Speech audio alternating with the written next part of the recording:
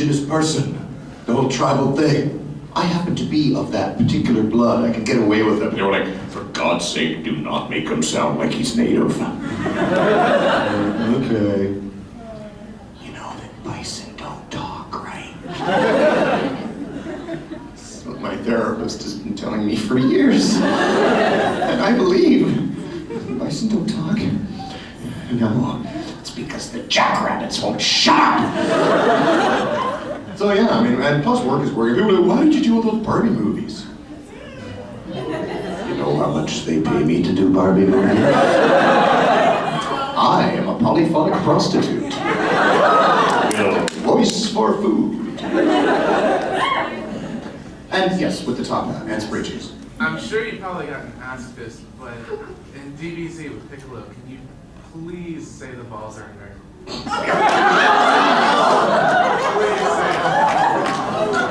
It doesn't make a bit of difference, the balls are in there. Yeah, welcome to the bar. And just step in my office, please, and just step off the sink. Would you mind stepping on this robe and getting into the skin? Yes. That's lovely. Put your feet in the stumps, and now you can tell us what exactly is the problem, Mr. Piccolo. Well, Doc, you see, it's like this. The balls, they're inert. Please tell me I didn't just say that out loud.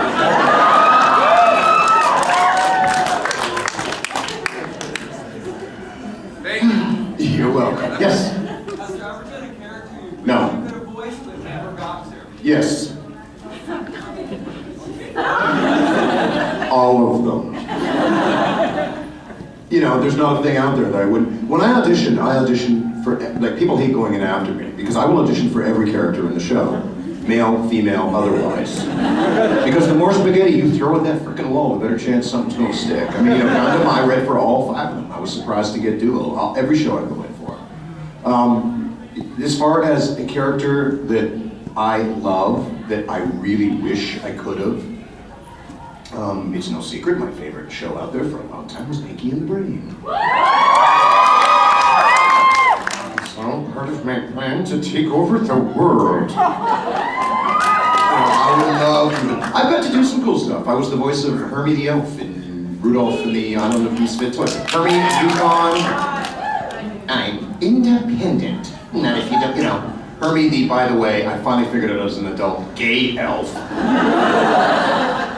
You know, he was different than the other elves. I mean, you know, you. So that for me was cool because that was something I, you know, since I was a kid. Of course, the one role that everybody wanted on that. Nobody wants a Charlie in the box. I was Father Lightman in Baby Looney Tunes. That was cool. Stork. Stork. I'm telling you this, man. We're not just doomed. We're doomed. Get the eyes for this shit. It's too hard.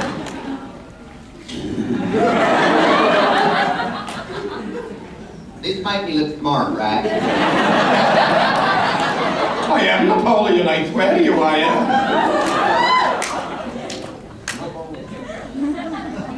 My Lord de Landau. That's all I remember saying is Judah. My Lord de Landau. Okay. And now I'm dead. Where do I go next? I'm going next, and we're going to avoid a repeat. Oh! That's not cheese. Everybody knows that cheese comes from a can. That's food, thank you. Where was I gonna go? I'm gonna go here, and then I'm gonna go directly behind here, which is there. Thank you. So, yes, and then with is that your real hair color? Oh God, that's natural. Anyway, sorry. Yes? How much shorter do you think DBZ would have been without all the yelling? That's called Dragon Ball Kai.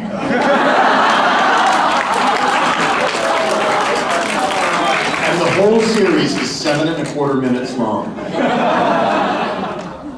What I don't get is why they're not reusing the original dialogue. Because, you know, I mean, they're going, why are we redoing this? I did it 15 years ago.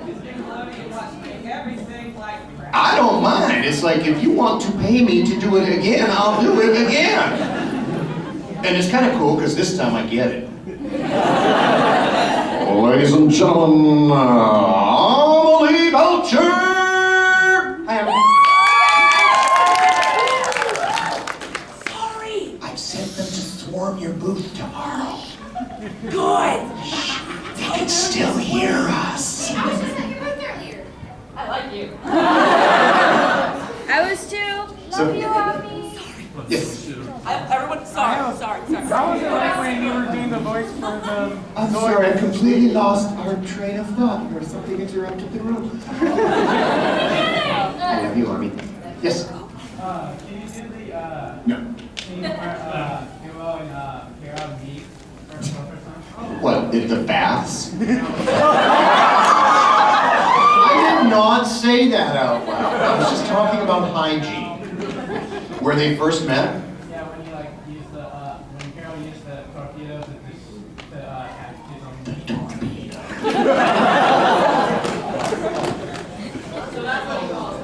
We all have our little nicknames.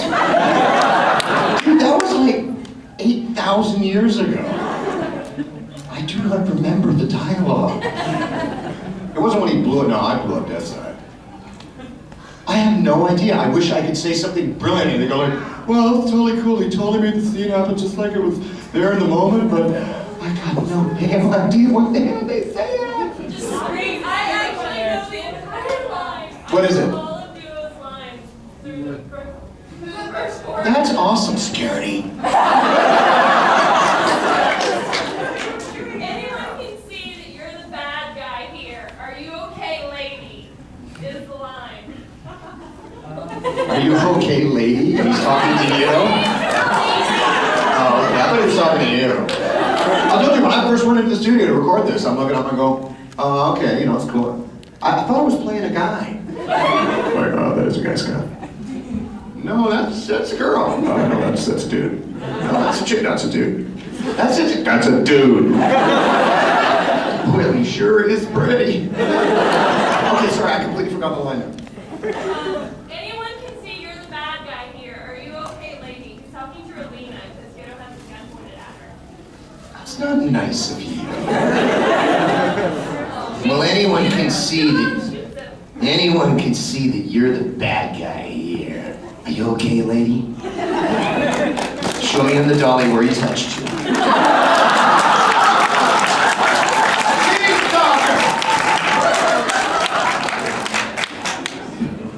Yes. How was it like when you were doing the voice for the Zoids battle announcer? Oh, good lord. Who knows? We were all probably quite drunk at the time. We often are in the studio. What was it like? It was like a job. Sorry, I mean, it's like, that's the worst answer Can you ever. do like a line from there? I have no idea what he sounded like. Zoids was 8,226 years ago. I mean, I've done, I figure, like well over 10,000 episodes of various cartoons in the world, and believe me, it's already cluttered enough on my hard drive. And I have tried to formulate C so many times. Format C. See, mental floss. Mental Bismol. I honestly wish I did, but I do not remember what he sounded like or what he might have said. I will make you this promise. I will be the god of death once again. Right now, I need some first down. Yes. Best massage in the world. Just saying. Registered. Shh. So Brad told us that when you recorded Wolverine, Oh, Jesus, Brad. you got really into character and did some of the motions. Can you do some of that for us? Did he tell you how the whole story ends?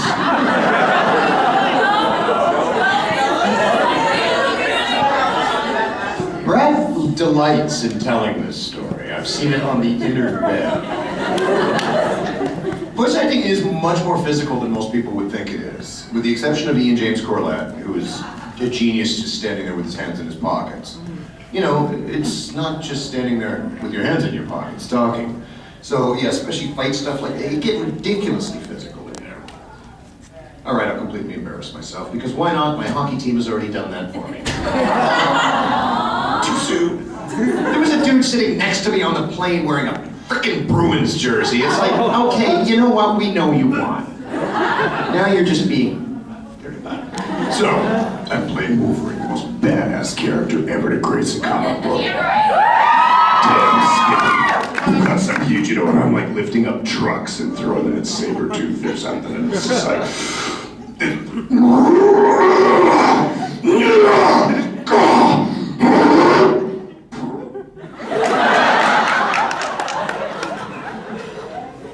It was the fart of a 2-year-old girl. And it was one of those things that just came in that tiny moment, and they stopped tape. They're like, wait a minute, play that back!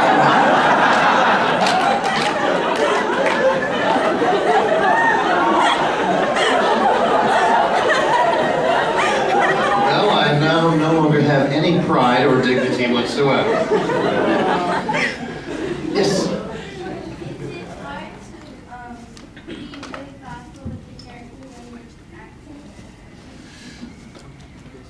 That's a really good question. No, I mean, it's a really good question. It's a very intelligent question. Is it hard to be thoughtful with the character when you're acting? Well, in theory, you shouldn't be. You know, depending on the character, though. I mean, because, you know, you have done as an actor, you have made your choices and done your research. And, I mean, sometimes it just comes down to just make the damn line fit his lips. Please. But, you know, you should, as an actor, of course, be always in the moment, never thinking beforehand. You've done no thinking. Because people don't think in life. They do. They say they do. You know, a character like Hohenheim that I did on Alchemist. Who is now being played by Tom Kenny, who is SpongeBob. But, you know, like, he was a character whose whole sort of premise was being remorseful, regretful, thoughtful. So yes, I mean, sometimes you would, but it kind of depends on what the character itself is doing. You know, frankly, if you're on DBZ and you're 10,000 feet in the air punching each other at a ridiculously accelerated rate of speed, which the laws of physics say that your bones would snap if you tried to move your body that quickly, you're probably not going to be in the middle of, wait! Did you ever really just think, why? Why are we doing this? Can we just hug it out? Screw it! Bam! That's a really good question. I'm always sort of embarrassed. I'm like, I didn't come up with anything good to answer it with. Yes? You did Piccolo the best character in regular people. Why did you get cast as Jace from the Gideon Force? Why not? Thank you for that complimentary question. You were the worst Jace ever! You know what's strange about Jace? When we did the show, I made him from, like, you know, he was from Manchester. The Funimation dub they did in Texas, they made him Australian. I'm Australian. Weird. But weird or what? So I take it you didn't like what he did.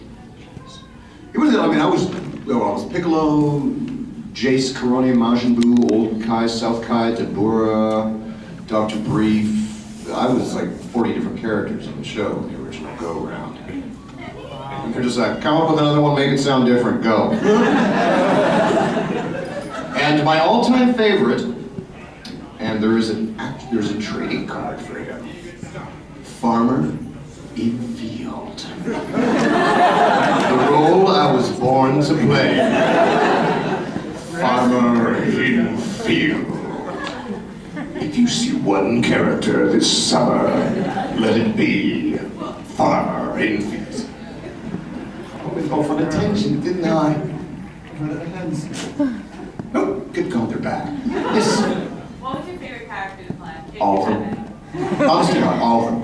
You know, I love working, I love what I do. Some are more fun than others. You know, some are just stupidly fun. I've mentioned some of the ones that were really a gas to do. I mean, dude, Beast Wars was a scream to work on.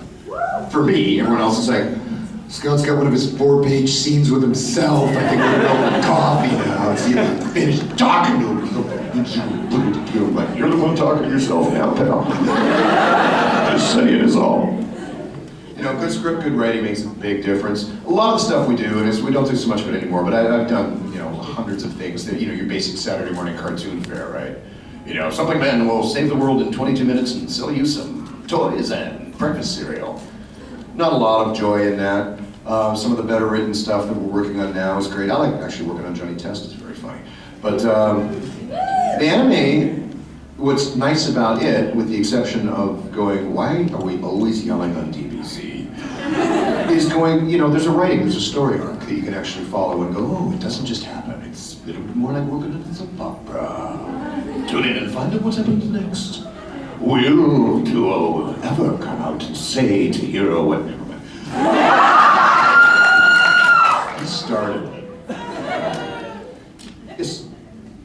I'm a big fan of also 140K. I wanted to know if you could make a Chaos Sorcerer voice say blood for the blood god. Blood for the blood.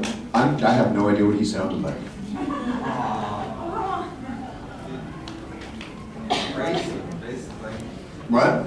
Crazy, that's what it sounds like. Crazy. Well, that's a stretch for me. Was he kind of a human-sounding voice, or was he kind of reptilian, or? Really deep and warped. Deep and warped. I have no idea if this is what you're looking for. But this is probably as close. It's just like auditioning. This is what we do. There was only one conclusion that could be made. Blood for the blood god! Thank you, I have no idea. Nick. Before you did voice acting, if I remember correctly, you did theater. Yes. And that whole rumor of the gay porn is totally not true. What was your favorite part about actually acting on stage? And if there was a particular role that you really enjoyed doing? There's a bunch, actually. I mean, I'll still do stage when I can. And, you know, film and television, I've done a bunch of stuff. I just did, like, Sanctuary and Supernatural. And what I did is I just did a wrestling movie with Ricky Schroeder. I got to be the ring announcer. Yeah, which is actually work I was supposed to be doing today, was overdubbing that dialogue. What was it? I mean, theater is very different.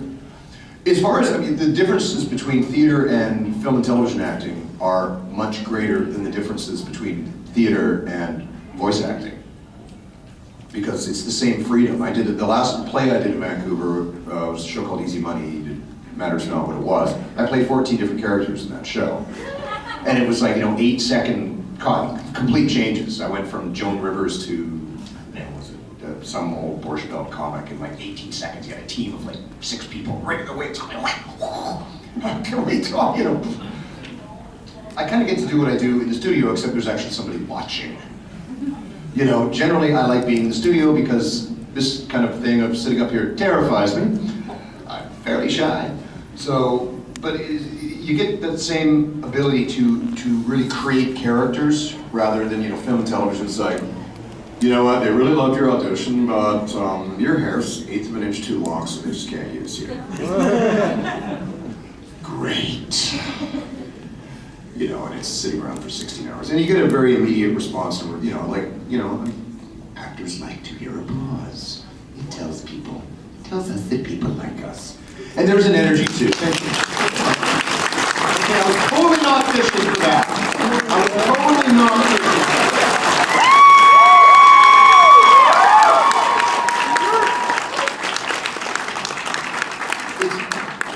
Thank you. I mean, it's, wow. It's really gratifying. This kind of thing for me is amazing because what we do in the studio is the most anonymous job in the world. You know, you could walk past the buildings, it's the same in LA, you could go on Burbank, you'd never know that, you know, that's where they record, you know, that's where, it's just little buildings. And we go and we do all this stuff and then we go home. You know, and I take out the garbage. My neighbors think I'm a drug dealer. That's honest to God true story, because I got some, you know, house and some nice toys and some fast cars. I don't seem to work a lot. He keeps very irregular hours. And we hear stuff coming out of that house that is ungodly. That's what she said. Yeah.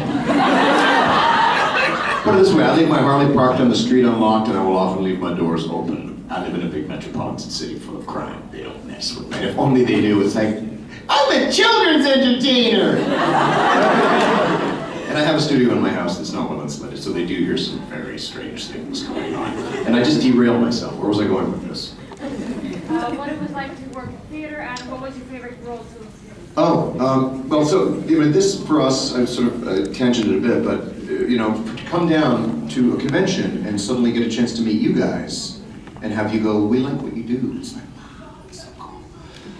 Favorite role I did, it was a thing called Hollywood Mike from a play called The Rhythm of Torn Stars. It will mean nothing to anybody here unless you've seen it in LA or you've seen it in Vancouver, and those are the only two productions that were ever done, but it was this thing of New York City street junkie poetry, and it was all written by real guys, some alive, some dead, and they amalgamated into the show, and it was just really cool. And it was like artsy and satisfying and stuff. What I really want to do is I'm just biding my time until I'm 70 years old, and then I'm going to play Prospero in The Tempest, and then I'm going to die happy. That's my favorite Shakespeare, my favorite role.